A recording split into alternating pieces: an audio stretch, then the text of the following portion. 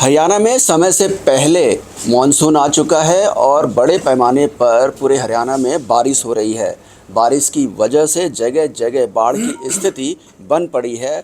इसी के तहत यमुनानगर में सरस्वती शुगर मिल में बाढ़ आने की वजह से काफ़ी नुकसान की खबर है। क्या कुछ है, कितना नुकसान हुआ है, जानते हैं। हमारे साथ कृषि मंत्री श्याम सिंह राणा जी हैं। राणा साहब, बड़े पैमाने पे शुगर मिल में नुकसान की सूचना है, क्या कुछ है, क्या आपने कुछ पता किया वहाँ? देखो, मैंने पता किया शुगर मिल से। साथ में एक नाला चलता है वहाँ पर, उनका गोडाउन जो है इसका चीनी चीनी का गोडाउन है जो, उसका ओवरफ्लो होने से उसमें पानी गया, कुछ गेट के रास्ते से पानी गया।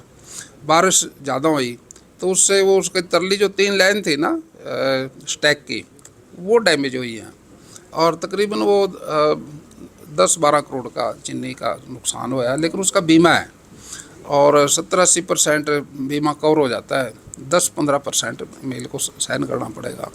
लेकिन मौसम है बारिश का है हमारे यहाँ हिंदुस्तान में। वैसे तो जनरल 3 ही मौसम है। एक तो एक करसा का, करसा में गर्मी पड़ती है, सूर्य तपता है, वो 4 महीने है। फिर आता है ये चमासा, जिसको आप मानसून कहते हैं, ये भी 4 महीने का है, इसमें बारिश होती है। उसके बाद आता है फिर स्याड़ा, स्याड़ा बोलते हैं हम सर्दी का, फिर 4 महीने सर्दी पड़ती है। अब गर्मी में तो गर्मी पड़ेगी, बारिश में बारिश होगी और सर्दी में सर्दी पड़ेगी। और फिर आप सब भाई गर्मी में कहेंगे जी गर्मी बहुत पड़ रही है, खेती कैसे होगी। अब जब गर्मी ख़त्म होगी तो बारिश आई, देखो जी बारिश ज़्यादा हो रही है तो खेती कैसे होगी। अब 4 महीने के बाद कहने लगोगे देखो जी सर्दी बहुत पड़ रही है, लोग मर रहे हैं, अब कैसे होगा। देखो, गर्मी में गर्मी पड़ेगी, बारिश के टाइम में बारिश होगी और सर्दी के टाइम में सर्दी पड़ेगी। ये तीनों मौसम इस देश की अर्थव्यवस्था का आधार है। लेकिन कहीं अति हो जाती है तो उसका नुकसान होता है। गर्मी का भी नुकसान होता है, बारिश का भी नुकसान होता है और सर्दी का भी नुकसान होता है। वो उसको बर्दाश्त करते हैं। सरकार ने नियम बनाए हैं, भैया हम किसान की मदद करते रहेंगे। अब फसल बीमा योजना कर दी, अभी तो फसल लगी नहीं, अभी तो शुरुआत हुई है। अब धान लगना शुरू होया 10-15 दिन से, 10-15 दिन तक और चलेगा। इसमें धान लगेगा, वो बिना बारिश के लग ही नहीं सकता। बारिश होगी तो आसान हो जाएगा काम, ज़मीन में से पानी निकालना बंद हो जाएगा। लेकिन काफ़ी नुकसान की खबर है। बता रहे कि अम्बाला में तो 9 गांव डूब गए हैं, मारकंडा का भी जल स्तर काफ़ी बढ़ गया है, किनारे के जितने गांव हैं वो सब डूबे हुए हैं। तो जनहानि एक तो होती ही होती है, नुकसान भी काफ़ी बड़े पैमाने पर होता है। तो उसके लिए कृषि मंत्री होने के नाते कोई मीटिंग की हो आपने, कोई हिदायत दी हो अधिकारियों को? देखिए बात सुनिए, जो दरिया है उनका अपना कोई ज़मीन नहीं है। जमुना है, जमुना किसानों के खेतों में से जाती है। मारकंडे का अपनी कोई ज़मीन नहीं है, मारकंडा खुले में चलता है, वो भी किसानों के खेत में से निकलता है। इनका दरियाओं की कोई अपनी जगह नहीं होती, ये तो खुले में चलते हैं और लोग इनकी पूजा करते हैं। मारकंडे की पूजा करते हैं, भी मेरे खेत से ज़रूर गुजरे। उसमें फर्टाइल आता है, उसमें जो मिट्टी आती है वो फर्टाइल होती है। मेरा खेत, मेरा गांव भी मारकंडे के किनारे है। हम दड़िया लेके 2 को मारते हैं मारकंडे के, बाबा हमारे खेत में ना जरूर जाइए। और जब खेत में से निकल जाता है तो फिर फसल पता कितनी होती है, बम्पर। ना खाद की ज़रूरत, ना किसी दवाई की ज़रूरत, इतनी मिट्टी बढ़िया होती है उसकी। और जमुना का पानी जो है, जमुना का पानी से देखो फ्लड का तो नुकसान है, लेकिन ये पानी खेत के लिए भी वरदान है, बहुत बढ़िया पानी है ये।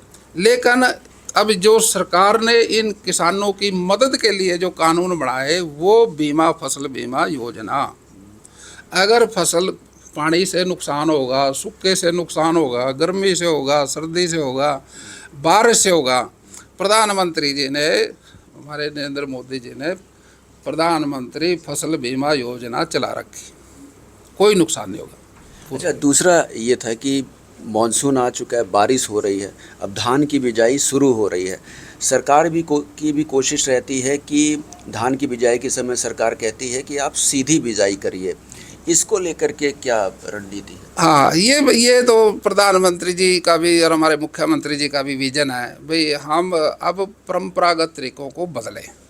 पहले हम उसको देसी भाषा में बोलते हैं, ट्रैक्टर के साथ खेत की पानी डाल के उसको पानी खड़ा करके उसको कल्टीवेट करते थे। फिर आरों से उसका कल्टीवेट करने के बाद फिर सुहागा मारते थे, उसको लेप करते थे भी पानी नीचे ना आ जाए, पानी खड़ा रहे धान के लिए। फिर उसमें धान लगाते थे।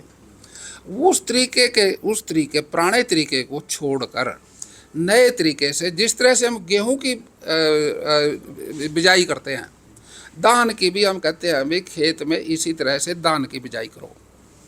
खेत में फिर पानी छोड़ेंगे, खेत गिल्ला हो जाएगा, कुछ पानी ज़मीन में नीचे चला जाएगा और खेत वो हमारी जो धान है वो उग जाएगा। और उसी तरह से हम गिल्ला करते रहेंगे जब तक वो पकेगा नहीं। उसमें पानी का जो है सिस्टम, वो ज़मीन की रिचार्जिंग साथ होती रहती है। और ये 9 दिन पहले पकता है खेत, और इसकी जड़ जो है वो गारे में नहीं है, वो ज़मीन की पकड़ में है। कोई आंधी आएगा, तूफान आएगा, ये फसल आसानी से डैमेज नहीं होती, प्रकृति के प्रकोप से भी डैमेज नहीं होती है, ना पानी से ना हवा से, क्योंकि इसकी जड़ मजबूत है।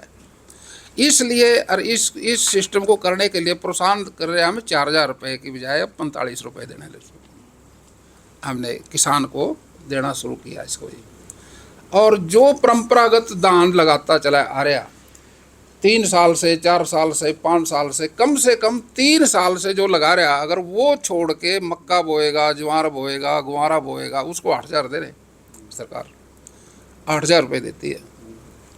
तो मेरा आपसे ये था भाई, हम किसान की, हमारी जो सरकार है किसान के लिए वचनबद्ध है, उसकी मदद के लिए।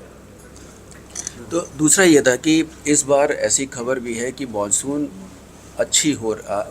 की बारिश अच्छी हो रही है, और उम्मीद है कि धान की खेती जो है पिछले के साल के मुकाबले जो है अच्छी होने वाली है। क्या उम्मीद है आप लोगों को? देखिए, पिछली बार गेहूं भी अच्छी हुई है।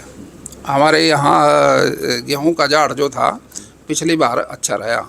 इस बार मानसून अच्छी है, धान की फसल अच्छी रहेगी और देश के जो गोदाम है लबालब भर जाएंगे। धन्यवाद मंत्री जी।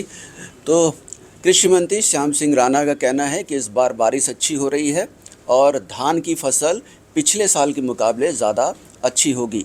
किसानों से उनका अनुरोध कह सकते हैं कि सीधी बिजाई करें, इसके लिए सरकार भी किसानों की आर्थिक रूप से भी मदद कर रही है। कैमरामैन सुनील के साथ हरे राम मिश्रा, सुदर्शन न्यूज़, चंडीगढ़।